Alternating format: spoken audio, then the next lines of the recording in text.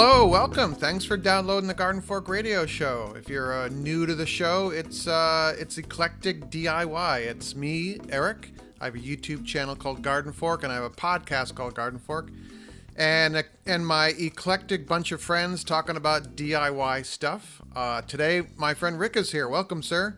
Good afternoon. A rare afternoon chat. We had some technical problems this morning. Yeah, your fancy SSD drive. Eric? Oh, did you just die? I think he just went somewhere. I'm back. I was making fun of your SSD drive. Oh. And then it took off on us. Yeah, my SSD drive packed it in. It stumbled and drug its foot across a whole bunch of memory and had to reinstall the operating system, and it came out pretty good. So, but it just takes a while, you know. Yeah, it's it can be a real time suck. My uncle, who is older, has a PC that was giving him so many problems, and I finally said, go to Best Buy, buy an affordable laptop, and buy the maintenance coverage with the Geek Squad. And now whenever he has a problem, he just takes it back to the Best Buy and they fix it for him. See? Well, it was a mess. I was really worried there for a while, but I do have a backup drive plugged into my laptop, and it does a full backup every day or so. And so, recovery, if you've done that much work, is not difficult, and that's what I like. Yeah, they're really cheap USB 1 terabyte drives that are on all the time, and it uses Time Machine. The Mac has that Time Machine thing. So right, yeah, that's what I use. But this morning I went ahead and did the full Chicago. I reformatted the drive. I laid down a brand new operating system. Then I restored all my files from backup. So it took a while to do that. Hey. Fortunately, I go outside and work in the yard in between tasks. Oh, excellent. So today we're going to talk about decluttering and a kind of an interesting beekeeping story. So if you don't like beekeeping, you can listen to the first half of the show. How's that? Well, it sounds fine to me. I kind of like beekeeping, though. More than one person. Actually, my friend Patrick that I run into, my Garden Fork fan, Patrick, viewer, not fan. I run into him at the Costco when I go shopping there. He said that even though he doesn't keep bees, he enjoys learning about them. So, well, no knowledge is wasted, and so there's a little something to learn in everything we do. Yeah, and it was a learning experience. So we'll get to that later. But first, I've saved my money for like a year, and I have a dirt floor garage upstate at the house. Mm-hmm. And it frustrates me to no end because I want to work on a project and I have to roll in dirt, or I want a cart with wheels on it, and you can't have a cart with casters on it on a dirt floor. And I finally been saving my money, and I'm going to have a cement slab poured in my garage. Wow. Use good foresight when you do this. The biggest mistake I ever made was 3 years ago or so. We filled in our swimming pool, and they brought in the tracked bobcat, and they were flipping all the apron over into the pool and, right, and everything into the hole and knocking holes in the bottom. And I did not have the foresight to have a couple of bodies to put underneath there. I thought there was going to be something relevant here. So, I want you to, think about that hard before you, go digging it up. How are you going to do it? Are you going to just level it out? Or are you going to dig it out and then, do it the right way? They'll do it the right way. It's kind of flattering in a way, but the young man that I hired while he was still in high school to mow my lawn is now a cement contractor, and he does a really good job. And okay. So I saw him and I said, I want a cement floor. He said, okay. And it's kind of neat. And he actually thanked me for helping him start his business. I'm like, well, what do you mean? He goes, well, you're the reason I'm in business. And I kind of thought about it, but one day when he was still in high school and he came to me and he goes, well, I got this this job from this guy, but he wants an estimate. What's an estimate? And so I walked him through how to write out an estimate, and I gave him other little, contractory kind of tips, and he took it and ran with it. And now he is very successful. So good on him. Yeah. Good on him. Yeah, you bet. The whole thing about estimates is figure out how much it's going to cost, figure out how much you want to make, and then add 30 or 40% to the job. Because it's going to cost that much extra. How big is the floor space you're going to have? It's a 2-car garage. So pretty good. I'm excited. There is an outfit. We live on a crawl space because if you go down about maybe 6 inches, you hit the water table here. And we have thought, because we've had a rash of tornadoes through here the last 4 years, about there's an outfit that will dig come in, jackhammer out a hole, and they drop this metal canister and anchor it into the bottom. And you essentially park your car over it. And then if there's a big storm that looks like you might need it, you pull the car out, pull the lid back, drop yourself down in there, and close the lid. So in case the house blows in on you, it's kind of an interesting little storm shelter thing. In your garage floor. In your garage floor. It's not like the big ones we had where I was growing up in Texas, but it's still a pretty impressive deal that wouldn't be too difficult, and it's seamless, so water wouldn't leak into it from the water table, that kind of thing. Oh, interesting. So I've thought about it. Huh. Well, this is leading up. The last 9.5 minutes we've been talking is leading up to our first subject, which is decluttering, because what I had to do so that they could pour the cement floor is I had to get all my junk out of the garage. And I am easily overwhelmed, as everybody knows. But what I did, a couple things which I thought I'd share with everybody, is I first focused on small portions of the garage at a time. And I'm like, okay, I could clear out this half of the wall fairly easily. And I basically I took a bunch of pallets and laid them next to the garage, and I built a little tarp thing over it so I could store stuff. But it made me realize that some of this stuff I haven't touched in 5 or 10 years. And so it's going in the free pile at the end of the driveway.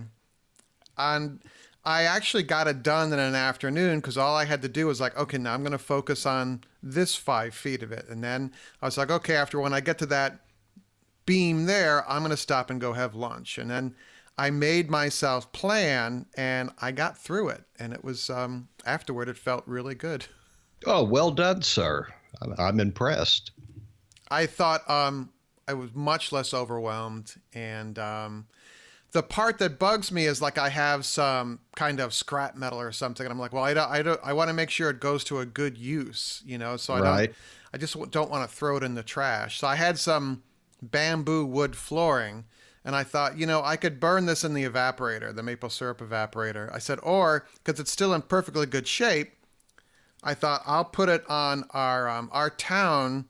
There's a fellow in town that runs a Facebook group for our town, and people, just post community events and ask questions. And I took a picture of the bamboo flooring, and I said, it's about 250 square feet. It's in pretty good shape. It's outside my garage. Go drive by and take a look. And one of my neighbors contacted me and said, hey, my daughter and I went up and got the bamboo. It's great. It's going to be good for a small project we have. So I felt much better not throwing out the bamboo flooring that I'd been sitting on forever, but it went somewhere to a good use. So. Yeah. This decluttering thing is kind of new to us. Of course, everybody knows we're a little Navy family. And so every 3 or 4 years, you pick up and you move. And so that keeps you light. Yeah. But we swallowed the anchor, and we've been kind of locked into this one place now for a decade or so. And we just keep getting heavier and heavier and heavier. All our stuff around us, there's more and more of it. The only place we've held the line is we're very proud of the fact that we can still get both cars in the garage, and we do that every night without fail. But it's a mess everywhere else. Yeah, a buddy of mine's having a 3-car garage dropped on. I think it's one of those modulars into his yard for 2 cars, and then another garage slot for junk. Yeah. Not junk, but I mean stuff he needs, like the snow blower, the tractor, Yeah. Well, in my never-ending, never-to-be-begun, much less finished outbuilding, my little shed I'm planning on building someday, I'm afraid that in the end it would just end up as a place where we shoveled the stuff that we couldn't keep in the garage. And so sometimes I have second thoughts about it because we have a real problem letting go of stuff, even though we don't need it. That's very true of my cookbooks. And so what I've done is the cookbooks are all on this one end table shelfie thing. And I walk by them every day, and every couple of days I look at one and I go, I haven't touched this in a long time. I'm probably not going to cook anything from it. And I put it out, and someone walks by and takes it. so, one thing at a time, or to take that further, one box in your basement at a time. And it will actually show, my basement is much cleaner than it was 2 weeks ago because I've just been doing little stuff at a time. Rather than, okay, today's the day I'm going to declutter the whole basement. It ain't going to get done. So. We have a problem with just sentimental attachment for no particular good reason. We have traveled around the world with one of those wardrobe boxes, maybe 4 foot tall, a little taller, about 2 foot square, full of fabric that are in my wife's someday pile of dresses and blouses and that kind of thing she's going to sew. Well, we took them from San Antonio to Guam, and they've been out in the Pacific forever. But they're just some things you can't let go of. I personally still have every notebook from my undergraduate studies, and they've been following me around now for several decades. I don't know why. I worked hard for that. Yeah. I want to keep it. Yeah. I don't even know where my college diploma is. Oh, are you sure you did? I did graduate. You did matriculate. I almost didn't because of a Roman civilizations history class. I didn't think it was very important, but evidently the college thought it was. Yeah. Someday we can do a talk about perseverance and the time being right. My first run at college was right out of high school, and I had 3 long semesters and a 0.91 GPA, and they asked me to leave, actually, but they were good about it. They notified the Selective Service Board of my immediate availability. Boom. And I did not go back to school till I was 35, and I retook a lot of those classes that I had failed miserably to bump up the grade for my total GPA, and got them wiped off my transcript, and ended up being a great student. But lots of times the time has to be right. The military at that time, the Army, gave me, the discipline and the confidence and the ability to move forward. And then it played out in the rest of my life, and it's worked out really well for me. Yay. Yay. I had confidence up on the urban bee yard up on the roof the other day. Oh, okay. In our last video, it was about let's check this beehive together. It was a beehive inspection video. If you haven't watched it yet, you should. Big hint there. But yeah, I think I might. I might need it. I have bees now, and sometimes I look in there and go, well, what am I supposed to do now? Well, on a couple of the frames in the video, you can see what are called queen cups, and I talked about them. I said, these are queen cups. It could be a problem. It could be not, because sometimes bees just like to make queen cups. They have them at the ready in case they lose their queen. It's the kind of egg cell made out of beeswax where they would put a queen egg and rear a new queen if their queen dies or is injured or they swarm. So this week I was like, I should go take a look at that hive because I think they might want to swarm because the drones are starting to hatch out now. Drone season. The season of drones usually means they want to start swarming. So all I did was lift up the first brood box and tilt it on its end because the swarm queen cells usually are sticking out the bottom of the frames. Right. And sure enough, there were like 6 of them there. Mm-mm. And you're like, ruh-roh, So you went ahead and took them out? Well, you can do a couple things. I mean, the surefire way to keep them from swarming is to do what's called an artificial swarm or a split, where you literally split the hive in half physically with half the bees and half the boxes, 10 feet away. And so the queen is in one of those two boxes. The other little hive you just created is queenless, and they feel like they have swarmed. They notice a drop in population. They notice that the physicality of the boxes has changed.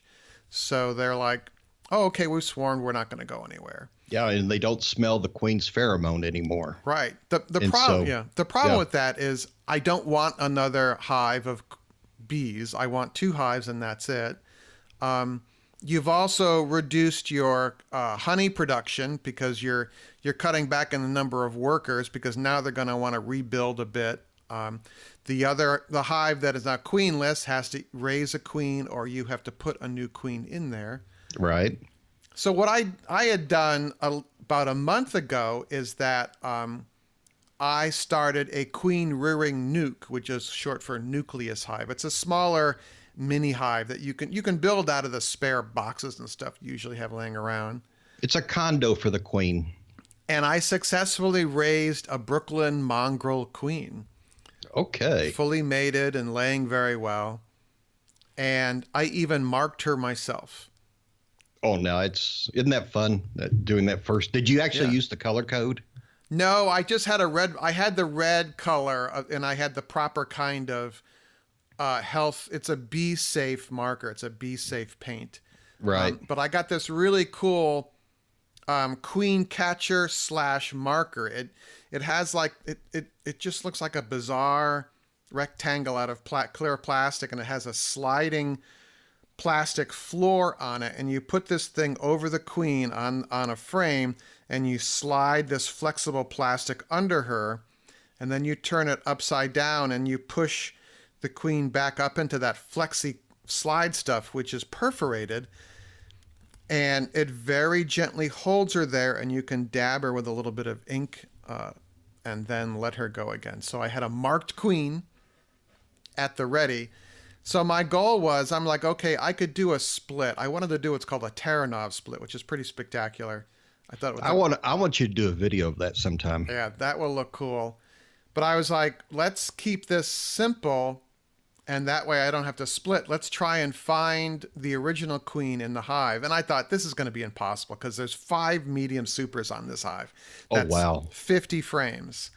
And yeah, she's not going to be in the queen supers probably, but that's at least 30 frames that I got to look at. And so in the first box, I start pulling out all these frames, and there's no freshly laid eggs in any of these frames. And that means the queen either isn't laying or the queen is left already.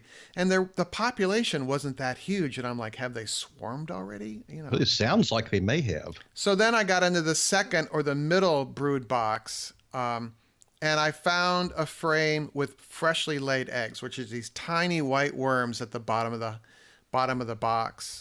frame. And I use black foundation on purpose because it makes it much easier to see these little white eggs. And I'm like, okay, there's a queen here somewhere. I guess I should try and find her. I won't, but I got to try. And on the third frame that I pulled out of this one box, I found the queen. Amazing. So I got amazing, and she was unmarked. Right, but she had a really big abdomen. She looked like a big Italian. Yeah, you sent me a picture of her. She's a big girl. So I got another kind of queen grabber that I have that looks like a hair clip, the kind of thing to hold your hair if you had a ponytail or something in the back. Except it's clear plastic with these big vents, and you can gently grab the queen with it. So I had a queen at the ready, and I had the captured swarm queen. So what I did then is I went through the whole hive and I crushed all the growing queen cells, which was kind of, I didn't really want to do it because I was like, I could take these queen cells and raise yet another queen, but I was running out of equipment to build yet another box, Right. And I had my swarm boxes, my bait hives already distributed in other people's yards. So this is quite a story. So what I did after crushing all the queen cells, I put my mated queen that I raised into a little queen cage with a marshmallow on the end, and I sprayed the hive with a sugar syrup with the Honey Bee Healthy on it, which is essential oils. Right. So it smelled like lemongrass and mint, and that kind of calms them, but it also cancels out the previous queen's pheromone. And I put in this new queen in a cage, and they immediately sensed that there was a queen there and started like, oh, what's that? So I put that hive back together, and then I took my swarming queen and I put her in my queen rearing nuke, and she was in a cage as well now. And they'll both be released by the workers over time, and I will have averted a swarm and kept both my good queens. Well done, sir. That's very impressive. The big problem with doing a split like that, kind of an unintentional split, you have to hurry up and do it, is you really have to find the queen to find out what happened. I have done a split like that, guessed wrong, and ended up with queen cells and the old queen all in the same hive. Yep. I've also once did a one where the swarm had already taken off, and I went through and crushed all the queen cells, and so I was queenless. I had to hurry up and order one. So you have to kind of know what you're doing, but it's a great way to expand the hive, and really it's doing what bees do to increase their colonies. They split the hive, and some go off to make a new home, and the rest stay there. So kind of like an amoeba. Yeah, exactly. I was thinking about cell mitosis.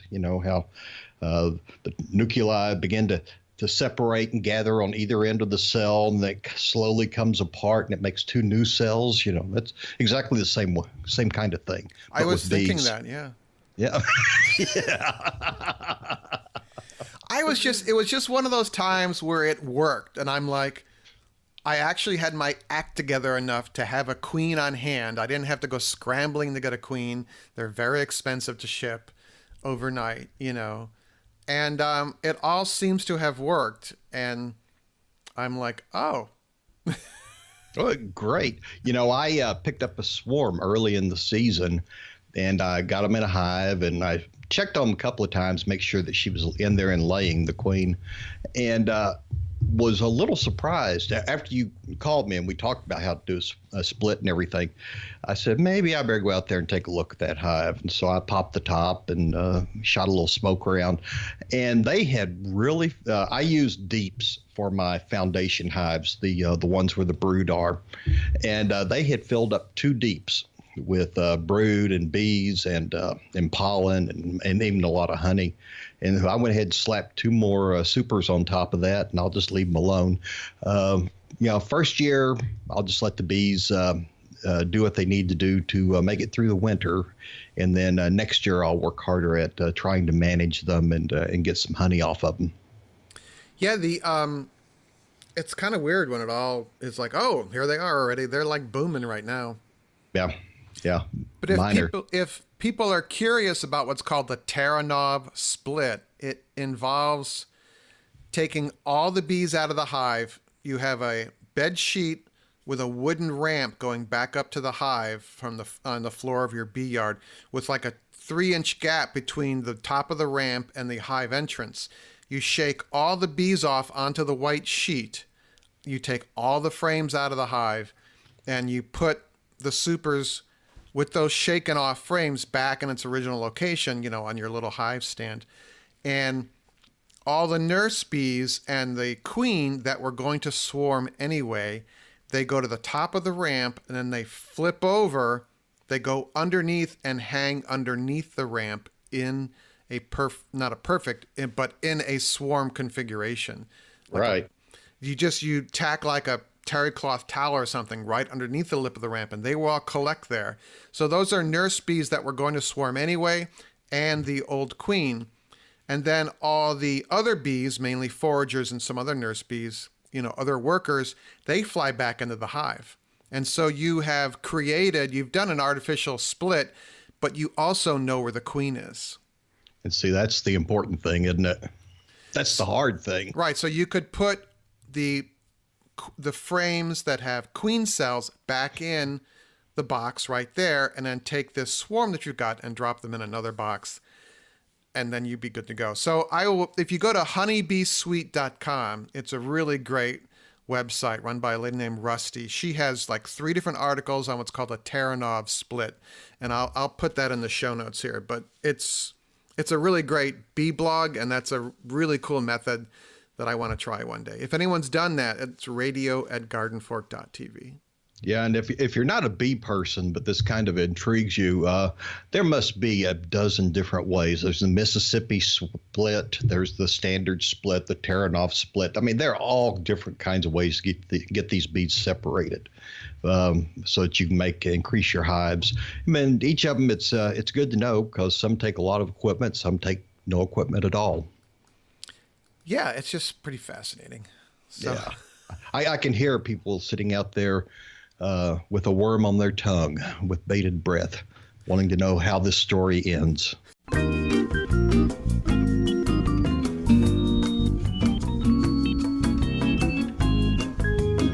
Hey, real quick here, I was wondering if you wanted to join the Garden Fork email list. It's Maura Eric. I don't know if you want that or not. But the best way to do that, if you go to the gardenfork.tv site, there are signups all over the place. There should be one on every page. Also, in the show notes for this show, if you're listening to it in the iTunes app or one of the other podcast apps, to click on the little, I think you click on the little text thumbnail of the show, and the notes will pop up, and there's a link in there. Or just go to gardenfork.tv, and there should be a sign up there. All right? Thank you.